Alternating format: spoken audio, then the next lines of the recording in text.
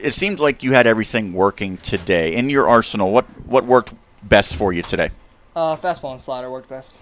Is that something you typically lean upon those pitches more than others? Yeah, those two are pretty much the ones I throw good percentage of the time. Throw a curveball every once in a while, but mostly fastball slider. 11 strikeouts. Obviously, you found a way to put these hitters away. How has that sort of become a strength of yours, the ability to punch out the batters? Honestly, I'm not really even trying to punch them out. I'm just trying to hit spots and just make good pitches. I know that there wasn't a ton of balls put in play against you today, but we just talked to one of your infielders, Isaiah DeAndreth. You have a really accomplished infield behind you. Some newer faces in the outfield from a year ago, but you have some terrific defensive players around the infield, especially guys like Oberdorf at third. We saw some great plays from him, Sable. How much more confidence does that give you as a pitcher? Yeah, I mean, that's what makes it so easy to go out there and just throw strikes. You know, you got a good group of guys behind you, even in the outfield. They're going to make plays for you, so that's why it's so easy to just go out there and pound the zone.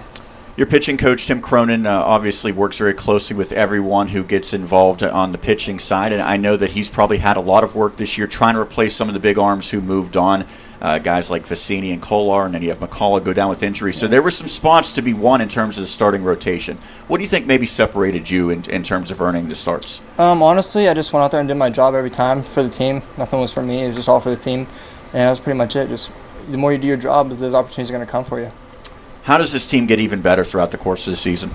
Just got to keep playing. I mean, started off a little bit slow with the bats, but now we're picking it up, hitting the heck out of the ball, and the more we play, the better we're going to get, and the more chemistry we're going to build as a team.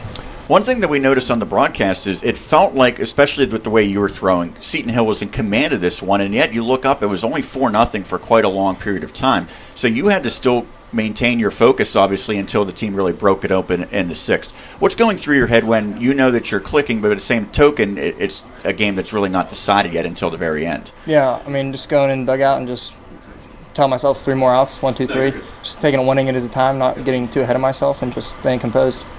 Lastly, what do you do whenever you're not pitching to stay engaged with the rest of the team? Usually I'm up cheering, always cheering for the guys, and got my hoodie on, my water bottle, and just rooting for the boys with the sticks. So you're one of the guys who heckles Maz when he doesn't make a play out in the field then as well. No, not so much that, but I'm cheering for the hitters, definitely, for sure. Well, I know they were cheering for you today as well with your great performance. Andino, thank you for doing this. Yeah, thank you for having me.